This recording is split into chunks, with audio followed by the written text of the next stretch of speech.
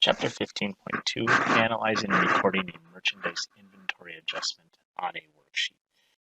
Up until now, if you think about the company we've been dealing with, they predominantly used a periodic inventory method. So what that basically means is if we looked at our merchandise, at our inventory on our balance sheet, it just shows all purchases. It doesn't show any amounts used. So we need to basically calculate what is our merchandise inventory at the end of our fiscal period. So one of the things that we're going to work on is we need to look at the amount of inventory on hand at the beginning of the fiscal period. That's going to be called our beginning inventory. This is going to be in your trial balance column in your worksheet. You'll see this in a second. Then what we need to do is we're going to take that number and we're going to cross-reference that with the actual count of merchandise at the end of the fiscal period, which is going to be our ending inventory. Okay, so if you think about it, like I said, everyone's buying things. The only reason you're buying things is if you're selling things. So we need to calculate. So let's take a quick look at the little transaction before we dig in a little bit deeper to what the assignment looks like. So from a physical count of merchandise inventory on December 31st, the balance is determined to be $226,766.38. Analyze the merchandise inventory adjustment and enter the adjustment on the worksheet. So as we do with any other adjusting entry, we're going to take a look. What is the balance of the merchandise inventory? Well, in this case, we started out with a balance of $236,000, 314 and 63 cents. That's what we started with. At the end of the fiscal period, we have a less amount. Now, is that a good thing or a bad thing? Depends. Again, not a bad thing. Could it be higher? Sure could. Okay, we know our balance is that.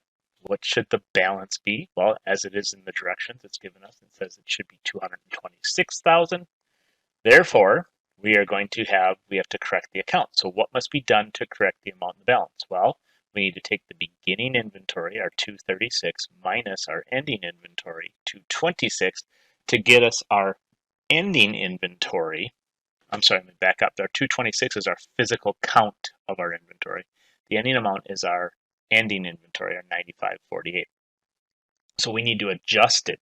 So basically what we've used is $9,548 worth of inventory. That's not a bad thing. Okay, so merchandise inventories are going to be our first account we're going to use. This is an asset account.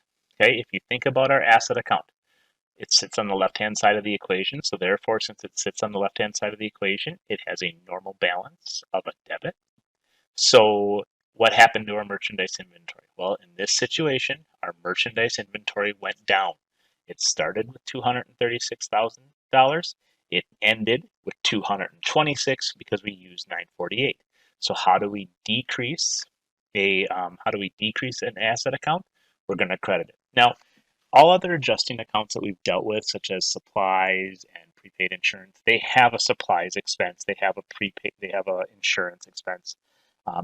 Merchandise inventory doesn't work that way. We actually use our quirky bird, if you remember from way back first trimester, called income summary.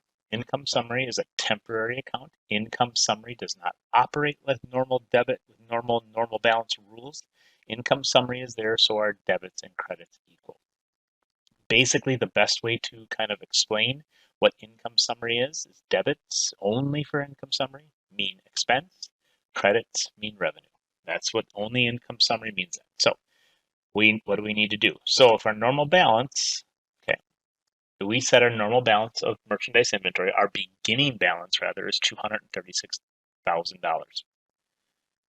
We know that the ending balance has to be 226. So we have to lower that asset account called merchandise inventory, and we lower it with a credit of 9548. Now, if you notice that 9548, we have to use income summary because think about it. When we've sold merchandise, we've sold inventory, that's an expense for us. So therefore, it's going to be a debit to income summary. Now, is there a situation where this could be reversed, where you're adding inventory and you're adding income summary? Sure, it could happen. Again, a lot of it is based on when you are buying this inventory. But in this situation, it will decrease.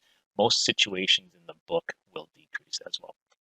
So what do? We need to take it. We take our merchandise inventory. We're going to take that credit of 548.25, and we're going to bring it right over here, and we're going to adjust it, and then we're going to debit it to income summary. This again is in our adjustment column. Notice I'm using an abbreviated worksheet, just highlighting the two accounts that we are using for this example. If the ending inventory, just kind of a quick reminder, and it might be, is ever greater than the beginning inventory, then the entries are reversed. So we're going to debit our merchandise inventory. Our asset will go up. We're going to credit our income summary, just to make sure our debit and credit rules are there. Okay, so let's take a look at our assignment today. As you can see, it looks a little different than what on the PowerPoint, but I want to just point out a simple things.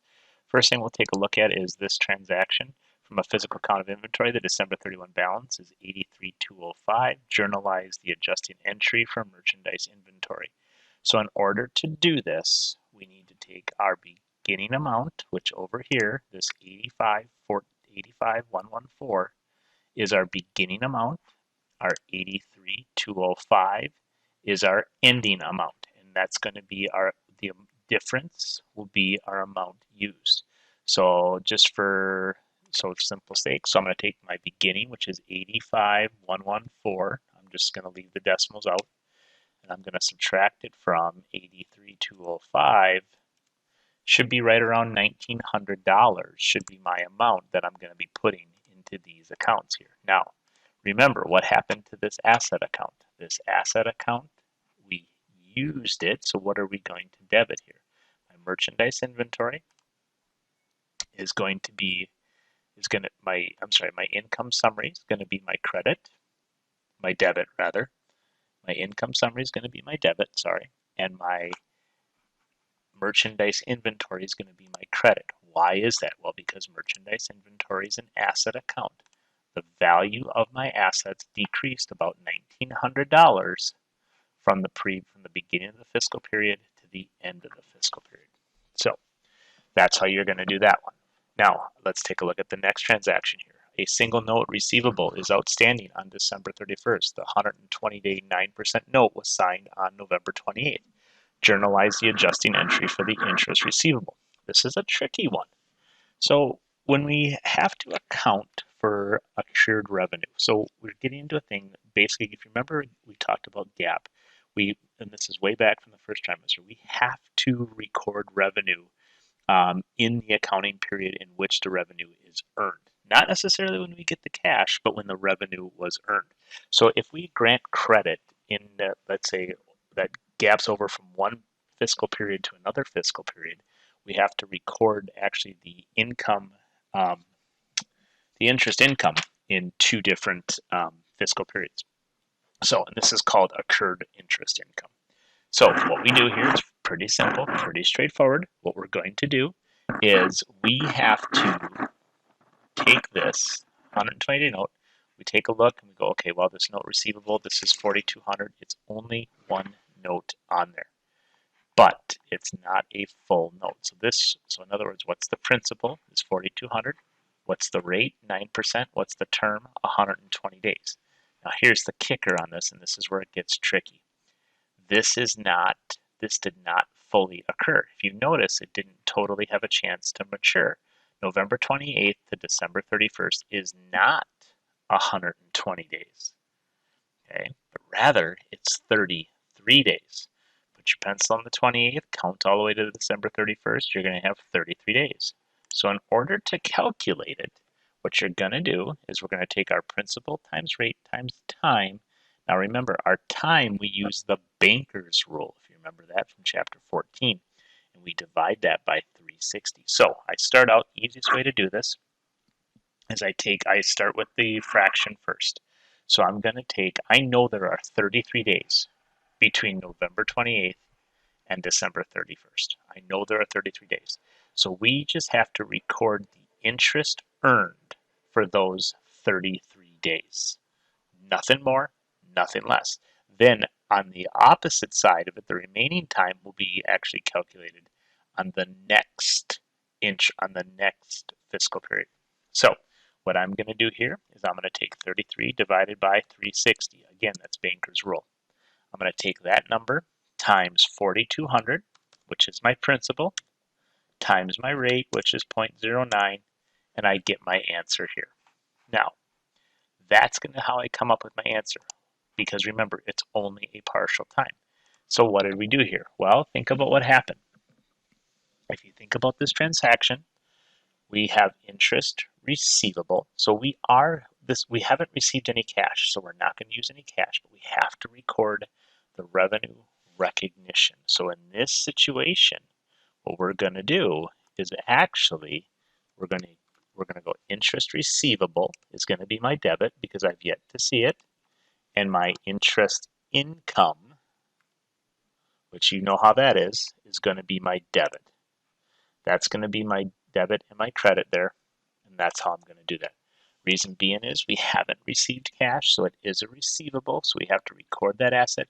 But the bigger reason why we're doing it is with that second one is we have to record our revenue, which is interest income.